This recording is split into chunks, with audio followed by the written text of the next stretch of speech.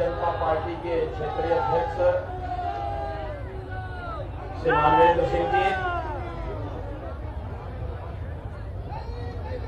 प्रदेश की महामंत्री श्रीमती प्रियंका रावत जी, जिला प्रभारी देवेश गोरी जी, जिलाध्यक्ष चंद्र प्रकाश खरे जी,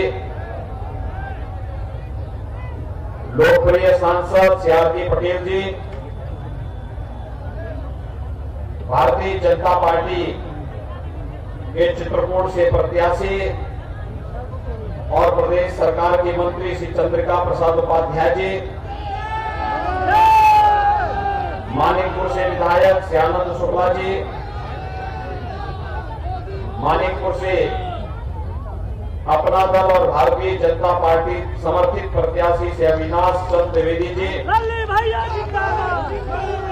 जिला पंचायत अध्यक्ष श्री अशोक यादव जी, भारतीय जनता पार्टी के सभी पदाधिकारीगण, पूर्व सांसद श्री रमेश चंद्र द्विवेदी जी, भैरव प्रसाद मिश्र जी और उपस्थित सभी भाइयों बहनों, भगवान राम ने जिस धरती पर अपने वनवास के कार्यकाल का सर्वाधिक समय व्यतीत किया, ऐसे चित्रकूट की इस पावन धरा को मैं कोटि कोटि नमन करते हुए आप सबका अभिनंदन करता हूं। भाइयों बहनों, चित्रकूट की जब बात होती है तो भगवान कामतगिरी की भी चर्चा होती है। आप सब मेरे साथ बोलेंगे, बोले कामका नाथ भगवान की, भारत माता की, भारत माता की। हजारों वर्षों से भारत की ऋषि परंपरा, आध्यात्मिक और ज्ञान की परंपरा को लेकर के चित्रकूट और आसपास के क्षेत्रों में निवास व्यतीत करती रही है, यहाँ साधनारत रही है। याद करिए, हम सबका मर्यादा पुरुषोत्तम भगवान श्री राम के साथ संवाद बनाने वाले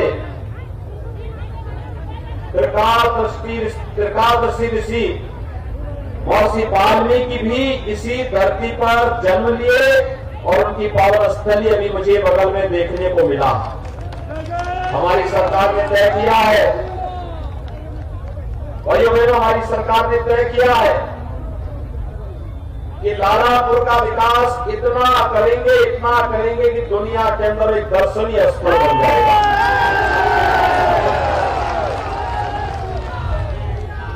और ऊपर पहाड़ी की चोटी पर चढ़ने में जिन लोगों को दिक्कत होती है, तो जैसे लक्ष्मण पहाड़ी के लिए रोपवे बना है, वैसे यहाँ के लिए भी रोपवे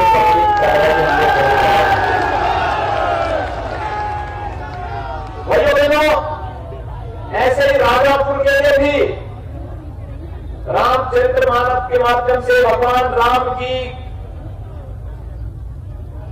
उस मर्यादा को, उनकी लीला को जन जन तक पहुंचाने वाले मध्यकालीन संत बाबा तुलसीदास जी की भी पावन जन्मभूमि यही राजापुर बगल में है। और भाइयों बहनों, राजापुर का भी विकास हो, समग्र विकास हो, ग्रामीण शोध संस्थान बने, इस कार्यक्रम को भी आगे बढ़ाने की सरकार कार्रवाई बढ़ा रही है। और भाइयों बहनों, जब विकास की बात होती है तो विकास की पहली शर्त होती है सुरक्षा। अब तो कोई डकैत यहाँ पे सिर तो नहीं उठा रहा है, डकैतों के समर्थक होंगे, सपा बसपा के रूप में वही तो है, सपा तो यही है।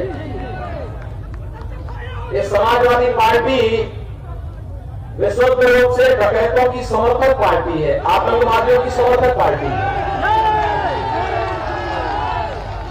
दंगाइयों की समर्थक पार्टी है। हर पेशेवर माफिया, दंगाई, डकैत समाजवादी पार्टी के साथ प्रत्यक्ष या अप्रत्यक्ष रूप से जुड़ा हुआ है। लेकिन हमारी शर्त थी ना, जब मैं पहली बार आया था मैंने चित्रकूट में पूछा था कि आखिर चित्रकूट में बाहर से निवेश क्यों नहीं आ रहा है, तो मुझे बताया गया था कि चित्रकूट में चूंकि डकैतों का आतंक है इसलिए लोग नहीं आना चाहते। मैंने कहा जब अगली बार आऊंगा तब तक डकैतों से पूरी तरह मुक्त हो चुका होगा चित्रकूट, और भाइयों बहनों आपने देखा होगा चित्रकूट डकैतों से मुक्त है। आज चित्रकूट को हम लोगों ने फ्री जोन घोषित कर दिया है, और यही नहीं 3 नए कार्य चित्रकूट के लिए हो रहे हैं। एक, चित्रकूट में भाइयों बहनों चित्रकूट के लिए हम लोगों ने एक तो दिल्ली की यात्रा आसान बनाने के लिए बुंदेलखंड एक्सप्रेसवे चित्रकूट से ही हम प्रारंभ कर रहे हैं। मात्र 5 से 6 घंटे के अंदर चित्रकूट में आप बैठे और अगले 5.5-6 घंटे के अंदर दिल्ली के अंदर आप प्रवेश कर जाएंगे। बुंदेलखंड एक्सप्रेसवे लगभग पूरा हो चुका है और होली के बाद पूरे धूम धड़ाके के साथ बुंदेलखंड एक्सप्रेसवे को भी हम राष्ट्र को समर्पित करेंगे। दूसरा, एयरपोर्ट। चित्रकूट में एयरपोर्टों का कोई सोचता था? आज तो आपका भव्य एयरपोर्ट बन रहा है। भाइयों बहनों, भगवान राम 10,000 साल पहले, हजारों साल पहले पुस्तक विमान से आए होंगे लंका से, और अब हम लोग यहाँ की जनता जनार्दन के लिए भी प्रधानमंत्री मोदी जी की भावनाओं के अंदर कि हवाई चप्पल पहनने वाला भी हवाई जहाज की यात्रा कर पाएगा, और चित्रकूट के अंदर इस कार्यक्रम को शुरू कर रहे हैं। और तीसरा, पिछली सरकार तमंचों की फैक्ट्री लगाती थी और जगह जगह डकैत पालती थी। आप मानते हैं ना? आप इस बात को मानते हैं? पिछली सरकार के कार्यकाल में डकैतों को भरने फुलने का खूब अवसर दिया गया, और उसके लिए वे तमंचा लाते थे जिसे राज नहीं कर सके, डकैती मार सके। लेकिन आप बुंदेलखंड में कोई पांचा नहीं बना था, आप लोग डिफेंस कॉरिडोर आपके लिए बनना है, डिफेंस कॉरिडोर, और चित्रकूट में भी डिफेंस कॉरिडोर का याद करिए कि चित्रकूट के डिफेंस कॉरिडोर से तोप बनेगी और तोप दुश्मन की सीमा में गरजेगी, और चित्रकूट का नौजवान उस तोप के अंदर बैठ करके तोप को तानेगा दुश्मन देश के ऊपर।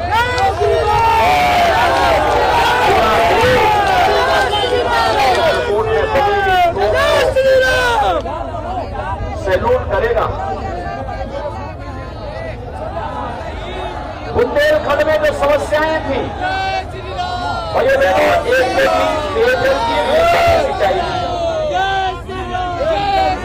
हमने दोनों समस्याओं का समाधान करने की ओर पूरी तरह आगे बढ़ चुके हैं। हर घर नल योजना भाइयों बहनों, लोकसभा चुनाव के समय जब श्री आर.के. पटेल जी आज चुनाव लड़ने के लिए आएंगे तब तक हम लोग हर घर में शुद्ध पेयजल की व्यवस्था की हर घर तक पानी पहुंचा चुके हैं। आप मानते हैं ना? काम हो रहा है ना? पाइपलाइन बिछ रही है ना? ओवरहेड टैंक बन रहे हैं ना? बड़े बड़े आरओ प्लांट लग रहे हैं ना?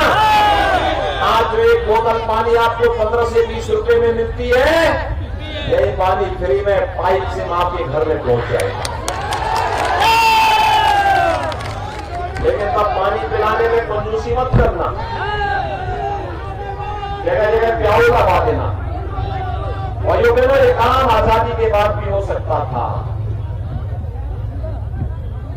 हर घर नल योजना आजादी के बाद भी साकार हो सकता था, लेकिन उनके मन में गरीबों की चिंता नहीं थी, माताओं बहनों के कष्ट की चिंता नहीं थी,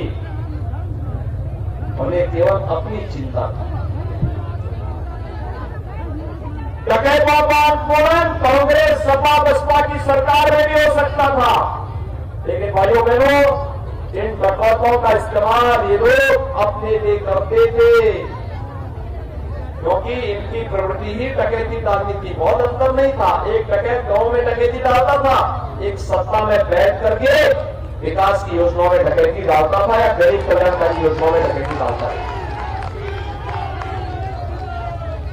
ये एयर कनेक्टिविटी पहले भी दी जा सकती थी, नहीं दिया। चित्रकूट को सुंदरतम धार्मिक नगरी के रूप में विकसित पहले भी किया जा सकता था, और अब तो चित्रकूट प्रदेश सरकार के एक जनपद एक मेडिकल कॉलेज की तर्ज पर आगे बढ़ रहा है। यहां भी मेडिकल कॉलेज बनाने की ओर हम अग्रसर हैं।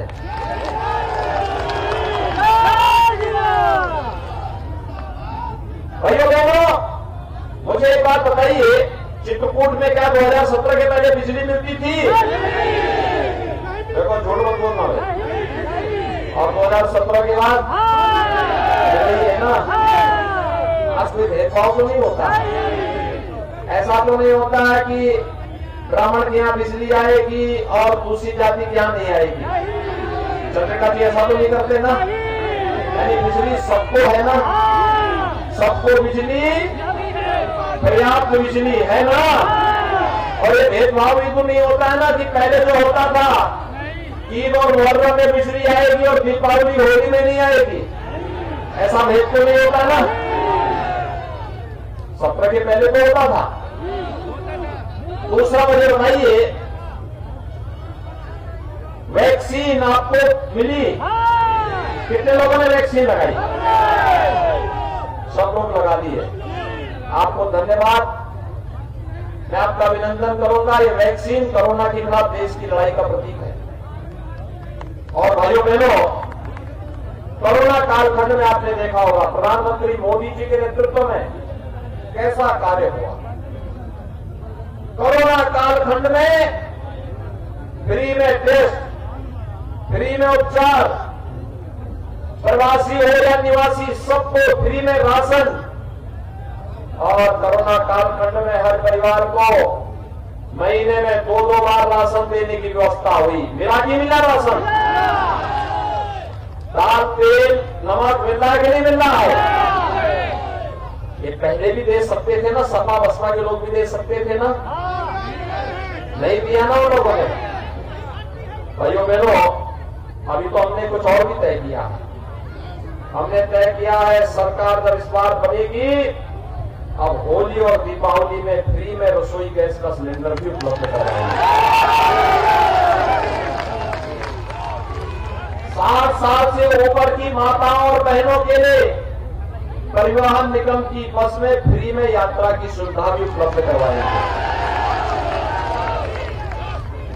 बेटी जन्म लेगी, बेटी के जन्म लेने के साथ ही हमने बेटी के साथ भेदभाव न हो एक व्यवस्था बनाई है। मुख्यमंत्री कन्या सुमंगला योजना 15,000 रुपए बेटी को हम देते थे, और भाइयों बहनों हमने तय किया है कि अब इस राशि को 15,000 से बढ़ा करके 25,000 करेंगे। मैंने कहा कि बेटी सबकी बेटी मानी जाती है, और इसीलिए हमने कहा कि कोई बेटी दहेज के भाव में शादी से वंचित न रहे। इसके लिए मुख्यमंत्री की ओर से बेटी की शादी के लिए 51,000 रुपए का अनुदान हम लोग देते हैं ना। सामूहिक विवाह योजना में 51,000 रुपया मिलता है ना। अब हमने तय किया है इस राशि को 1 लाख करेंगे। देखो, सपा की सरकार के समय वृद्धजनों की पेंशन, दिव्यांगजनों की पेंशन और विधवा महिलाओं की पेंशन में रोक दी। देखो, उनका भी पेंशन रोक दिया। पाप की भी एक सीमा होती है। कितना बड़ा पाप करते थे ये लोग। गरीबों का राशन डकार जाते थे, वृद्धजनों का, विधवा महिला और दिव्यांगजनों का पेंशन भी हड़प लेते थे।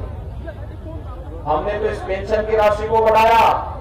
1 करोड़ वृद्धजनों को, विधवा महिलाओं को और दिव्यांगजनों को 12,000 रुपए सालाना पेंशन दे रहे हैं, और अगले 5 साल के अंदर तो यह तय किया गया है इस राशि को बढ़ा के 12,000 से बढ़ा के 18,000 करेंगे। यह भी तय किया गया है कि आने वाले 5 साल में हर परिवार के एक नौजवान को नौकरी, रोजगार अथवा स्वतः रोजगार के साथ जोड़ेंगे।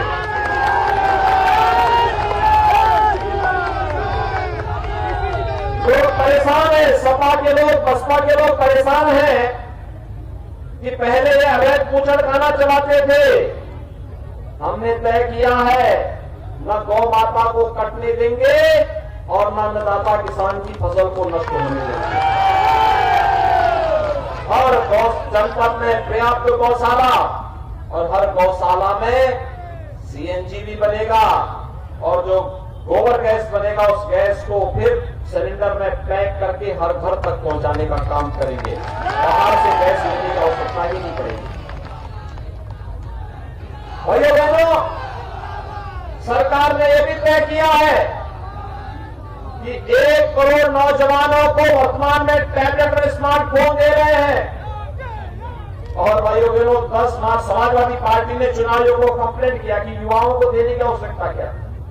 मैंने कहा नहीं, इस पे तो केवल सिपाही खानदान का विकास,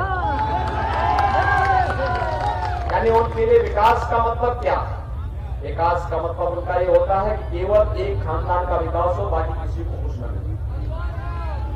भाइयों बहनों, हमने तय किया है कि 10 मार्च के बाद जब सरकार आएगी तो भाइयों बहनों 2 करोड़ नौजवानों को टैबलेट और स्मार्टफोन मिलेगा। और ऑनलाइन एजुकेशन, ऑनलाइन एग्जामिनेशन या ऑनलाइन कंपटीशन की तैयारी के लिए जो भी डिजिटल एक्सेस का खर्चा होगा वह भी सरकार वहन करेगी। वह भी खर्चा किसी नौजवान के ऊपर या अभिभावक के ऊपर नहीं आएगा। लेकिन भाइयों बहनों, ये सब करने के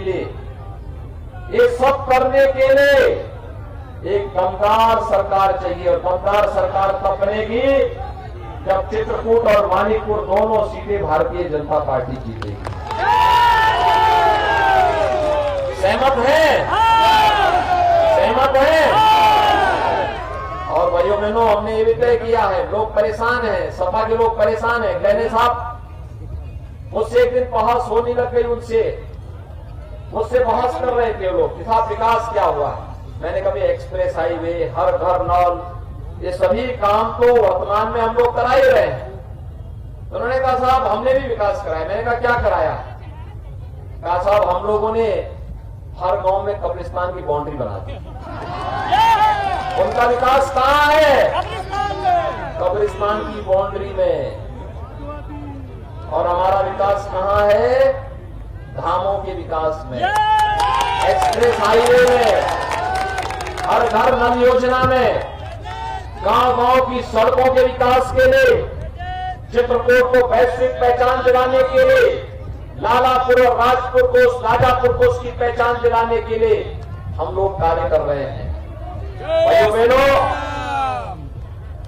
ये तो सोच होती है विकास की। उन्होंने कहा आपके पास पैसा कहां से इतना आ गया?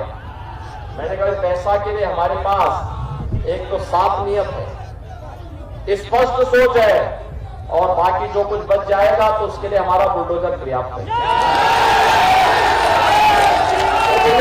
काम करता है, हाईवे चलाता है और माफियाओं को रगड़ते हुए जाता तो पैसा अपने आप निकल जाता है।